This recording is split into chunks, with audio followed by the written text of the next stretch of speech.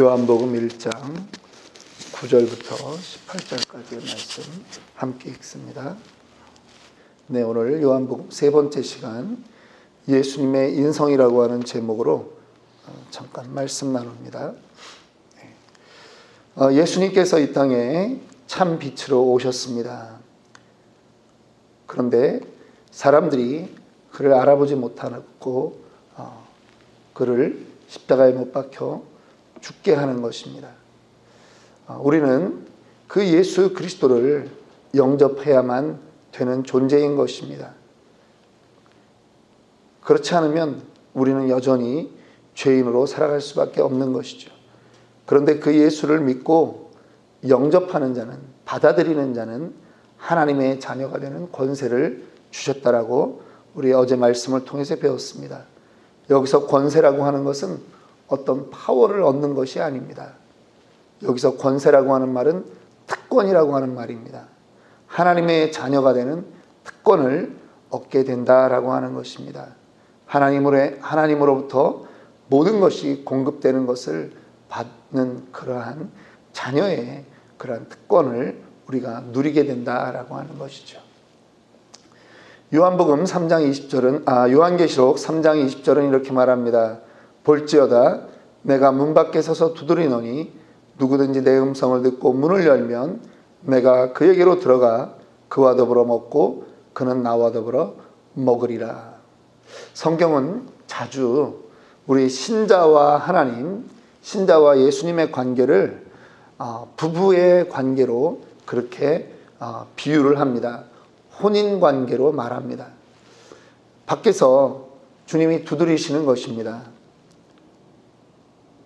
그런데 우리가 그 그림을 보신 적이 많이 있겠지만 그 그림에는 문고리가 밖에 있지 않습니다. 문을 여는 문고리가 안에 있습니다. 밖에서 강제로 열지 않는 것입니다. 계속 주님은 두드리는 것이죠. 그런데 그 문을 열고 함께 들어가면 그와 더불어 먹고 그는 나와 더불어 먹으리라. 함께 영적인 혼인관계에 들어간다라고 하는 것입니다. 여러분들이 전부 다 결혼들을 하셨습니다. 그 사람을 사랑해서 결혼했는데요. 다 알아서 결혼하셨습니까? 사랑해서 결혼했다고 해서 우리가 그 사람을 다 알아서 결혼하는 것이 아닙니다. 결혼하고 나서 알아가는 것입니다. 이 예수를 믿는다라고 하는 것이 그런 것입니다. 예수님을 믿으면 우리가 예수님에게 우리의 마음의 문을 열고 영접하면 그 이름을 믿는 자들에게는 하나님의 자녀가 되는 권세를 주셨습니다. 이제 예수님이 우리의 신랑 되신 것입니다. 예수님과 함께 살아가는 것이 되었습니다. 끝이 아닙니다. 점점 더 예수님을 알아가게 되는 것이죠. 결혼을 하기 전까지는요, 그냥 헤어지기 싫어서 집에 바래다 주기 싫어가지고 결혼하면 좋겠다 그랬는데 결혼하고 나니까 하나하나 이 사람에 대해서 내가 예전에 연애할 때보다 더 많이 알아가는 것이죠. 지겹습니까? 아닙니다. 더 알아가는 그 재미가 있다라고 하는 것입니다. 저만 그런 것 같습니다. 그런데 이게 하나님이 우리에게 주신 아주 신비한 관계라고 하는 거죠. 그래서 결혼이라고 하는 것을 통해서 우리가 상대방을 알아가듯이 하나님을 알아가는 것입니다. 그래서 우리가 신앙생활을 하고 교회 바운더리 안에 있지만 여러분, 교회 안에서는 끊임없이 진행되어야 되는 일들이 뭐냐면 말씀에 대한 가르침입니다. 하나하나 알아가는 그 재미가 있어야 된다라고 하는 것입니다. 구원받고 끝이 아닙니다. 오늘 14절부터 18절의 말씀은요, 특별히 성육신에 대한 말씀을 합니다. 이 말씀이 육신이 되어 우리 가운데 오셨다라고 선포하고 있습니다. 14절입니다. 말씀이 육신이 되어 우리 가운데 거하심에 예수 그리스도께서 태초에 말씀이셨습니다. 그런데 그 말씀이 이제 육신이 되셨다라고 하는 것입니다. 로고스가 육신이 되었습니다. 이 세상을 움직이는 그 헬라 문화권에서 이 로고스라고 하는 것은 세상을 움직이는 지혜로 그렇게 이해가 되었는데요. 이 지혜라고 하는 것은 인격이 없는 것 아닙니까? 차가운 것입니다. 그런데 이 요한 사도는 이 로고스를 인격을 부여하는 것입니다. 그분이 하나님이시다. 그분이 창조자시다. 그분이 태초부터 영원전부터 계셨다. 그런데 이제 그 신성에 대한 부분을 말할 뿐 아니라 이제는 인성에 대한 부분을 말합니다. 그분이 육신을 입고 왔다라고 하는 것입니다.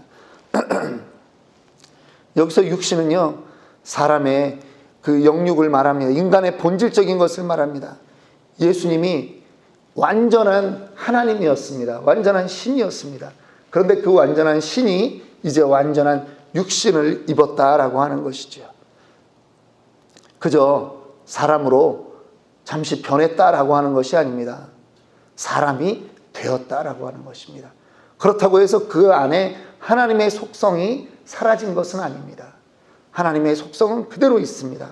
그런데 완전한 사람으로 그렇게 오신 것입니다. 그런데 그 표현을 이렇게 합니다. 우리 가운데 거하심에,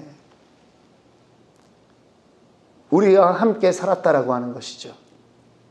마치 혼인관계로 인해서 두 부부가 함께 살듯이 말입니다.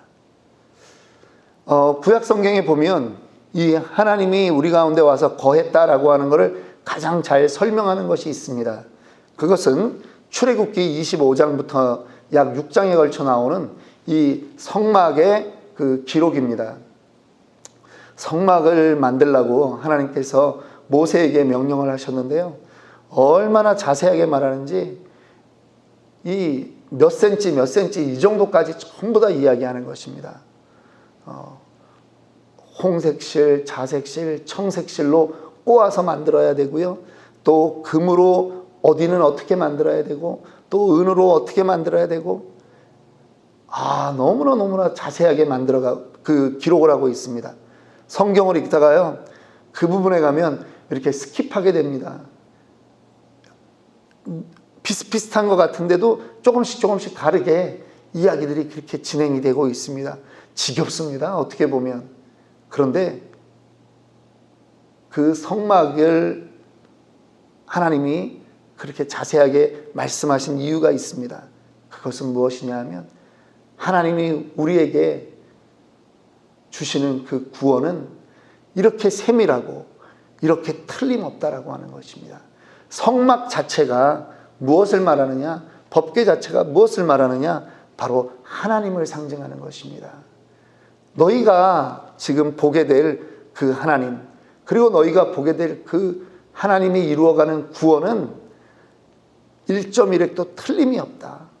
아주 자세하게 하나님이 설명해 나가는 것입니다. 대충이라는 것이 없습니다. 그런데 그대로 하나님이 만들자 그것을 어디다가 두라고 하냐 하면 이스라엘 사람들이 광야 생활하는 그 한가운데다가 이 성막을 놔두는 것입니다.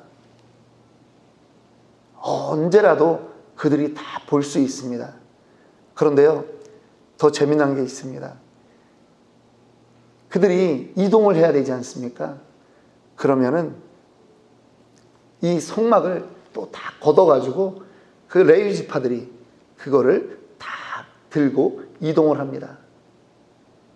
그리고 나서 또 멈추게 되면 거기서 또 성막을 다 그 자리에 고정을 시키는데요. 여전히 이스라엘 백성들 안에 두는 것입니다. 하나님이 그들 속에 그들과 함께 살고 있다라고 하는 것이죠. 광야에 모래바람이 붑니다. 성막도요, 그 모래바람을 같이 견디는 것입니다. 그래서 그곳에서 그들의 백성과 함께 있는 것입니다. 예수 그리스도가 인간의 육신을 입고 오셨습니다. 그리고 우리 가운데 함께 거하십니다. 주님이요 100% 하나님이시지만 또 또 100% 인간이었기 때문에, 완전한 인간이었기 때문에 그분이 우리의 모든 고통을 다 겪어보셨습니다. 아버지인 요셉이 죽는 것을 예수님도 다, 육신의 아버지이지만 다 보았습니다. 슬픔이 있었습니다. 예수님이 그 모든 과정들을 다 겪으셨기 때문에 우리의 상황과 형편을 잘 아십니다. 그래서 우리가 모든 기도를 예수의 이름으로 하는 것입니다. 우리가 하나님께 나아가는 그 보증은 육신 대신 우리와 함께 거하셨던 그 예수님의 이름으로 나아가는 것입니다. 그분에게 하나님의 영광이 있었던 것입니다. 육신을 가진 존재에게는요, 영광이라는 말은 어울리지 않습니다. 그런데 그 육신을 가진 존재가 그저 우리와 같은 존재가 아니라 하나님이었기 때문에 그분에게만은 영광이 있는 것입니다. 그분에게 은혜와 진리가 충만한 것입니다. 이것은 우리가 다 이해할 수 없는 예수님의 인성을 말하는 것입니다. 예수님이 그 영광이 없었다면, 그리고 완전한 사람이 아니었다면 예수님이 우리의 죄를 대신할 수 없는 것입니다. 사람이 범죄했기 때문에 사람이 죄와 형벌을 받아야 됩니다. 사람이 범죄했는데 짐승으로 혹은 천사로 대신할 수 없는 것입니다. 그래서 하나님이 그것도 대신 받을 수 없기 때문에 하나님이신 예수님이 완전한 사람이 되어야만 했던 것입니다. 그래서 그 사람이 되어 오셔서 친히 십자가에서 달려 죽는 것입니다. 이것이 우리에게는 은혜가 되는 것이죠. 15절 말씀입니다. 그 하나님에 대해서 요한이 증거하여 외쳐가로되 내가 전에 말하기를 내 뒤에 오시는 이가 나보다 앞선 것은 나보다 먼저 계심이니라 한 것이 이 사람을 가르침이라. 여기서 이 침례 요한은요, 예수 그리스도가 자기보다 앞선 자다라고 말합니다. 여기에 앞선 자라고 하는 말은요, 신분이나 권위에 있어서 뛰어나다라고 하는 뜻입니다. 예수께서는 세례 요한, 침례 요한보다 분명히 앞선 자이십니다. 침례 요한은 이미 그것을 알았습니다. 자기가 있기 전에 누가 있었다? 하나님이 먼저 계셨는데 그 하나님이 육신의 몸을 입고 우리 안에 오셨다라고 하는 것입니다. 예수님도 유대인들에게 말합니다. 요한복음 8장 58절입니다. 진실로 진실로 너희에게 이르노니 아브라함이 나기 전부터 내가 있느니라. 우리식으로 얘기하면 내가 진실로 말하노니, 지금 이제 어떤 분이 여자분이 만약에 이렇게 말합니다. 내가 유관순보다 먼저 있었다. 내가 선덕여왕보다 먼저 있었다. 그러면 우리는 지금 뭐라고 생각합니까? 미쳤다. 좀 미쳐도 좀 곱게 미쳐야지. 선덕여왕보다 먼저 있었고 평강공주보다 먼저 있었다 이렇게 얘기하면 어떡하냐. 그러는데요, 이 예수님이 이게 지금 죄목이 되는 것입니다. 야, 네가 아직 50도 안 됐는데, 아무리 너의 나이를 많이 봐도 네가 50도 안 됐는데 네가 아브라함보다 먼저 있었다라고 하는 말이 그게 말이 되냐. 넌 지금 이제 넌 죽일 놈이라고 하는 거죠. 왜냐하면 아브라함은 우리의 유태인의 조상인데 네가 우리의 조상을 지금 모독했다라고 하는 것입니다. 그런데 예수님이 맨정신에 그렇게 얘기하는 것은 내가 하나님이라고 하는 것이죠. 내가 영원 전부터 있었다. 내가 아브라함보다 먼저 있었다. 그 얘기를 하는 것입니다. 침례 요한은요, 세례 요한은요, 그것을 알아보는 눈이 있었다라고 하는 것입니다. 사인을 읽었다라고 하는 것입니다. 이 침례 요한 이 사람들의 이 사람은 원래 대제사장의 아들이었는데요. 광야로 나가서 생활합니다. 그리고 이제 성경학자들 말로는 에세네파라 해가지고 그 사람들은 이 공동체 생활을 하면서 구약을 전문적으로 연구하는 그러한 사람들이었습니다.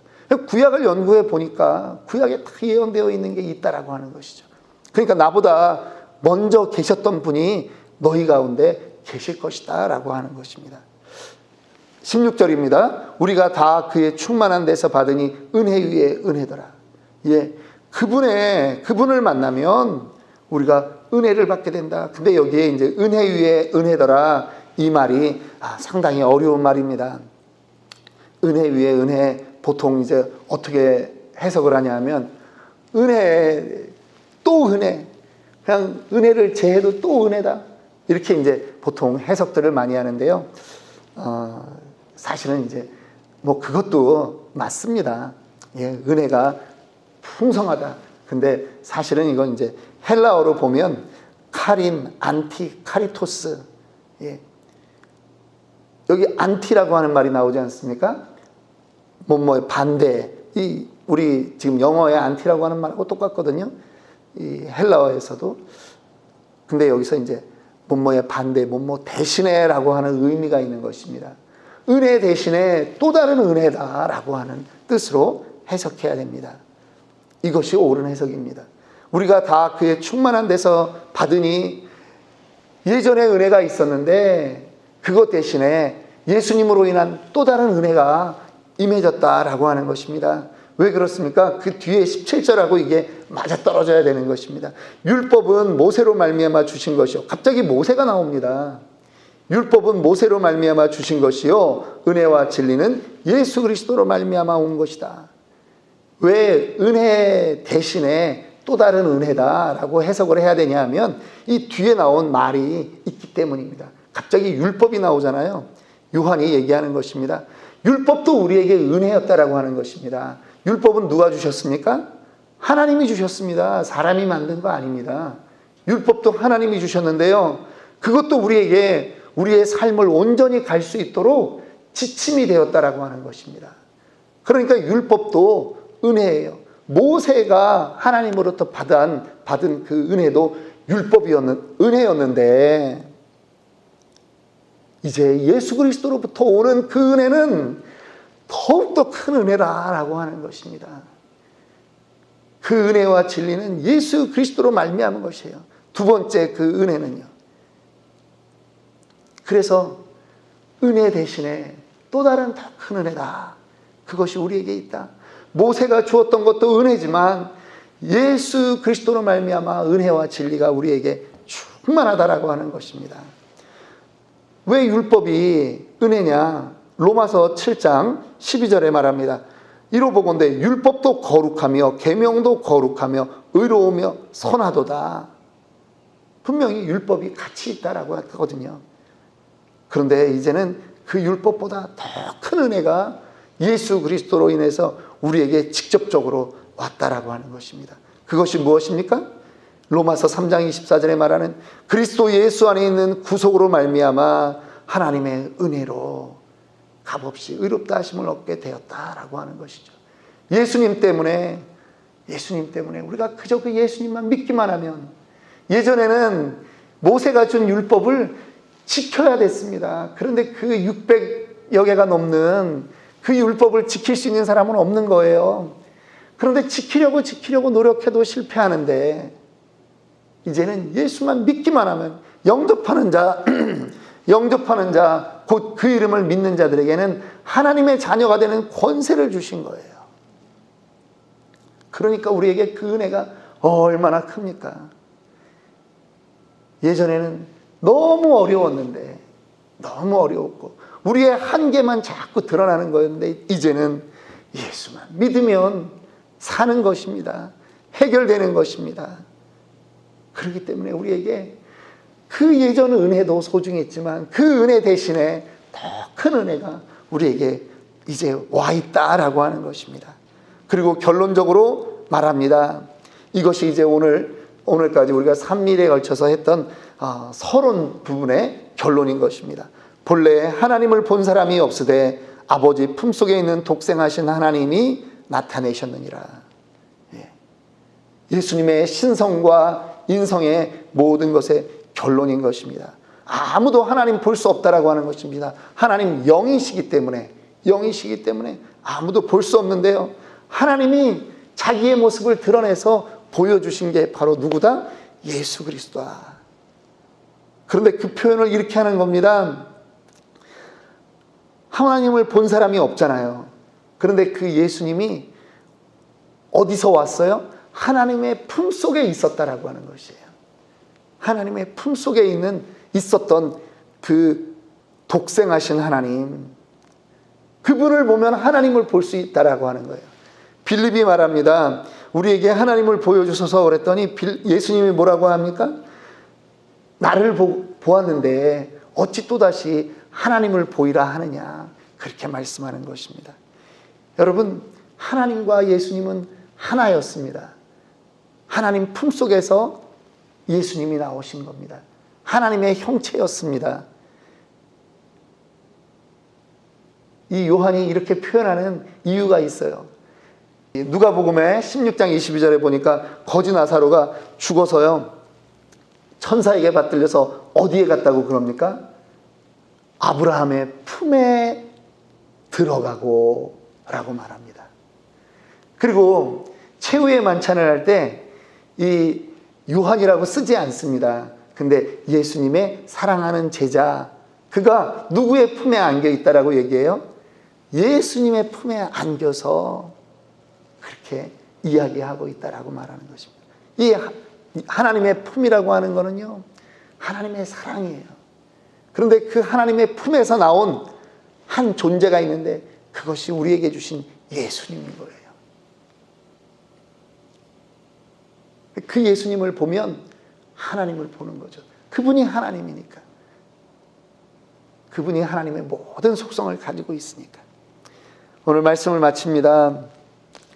예수 그리스도는 말씀이셨습니다. 그런데 그 말씀이 곧 하나님이었습니다. 그리고 그 말씀이 이제 우리에게 사람 안에 육신의 몸을 입고 완전한 사람으로 오셨던 것입니다. 그분 안에 하나님의 형상이 그대로 있는 것을 믿으시기 바랍니다. 오늘 우리 함께 기도합니다.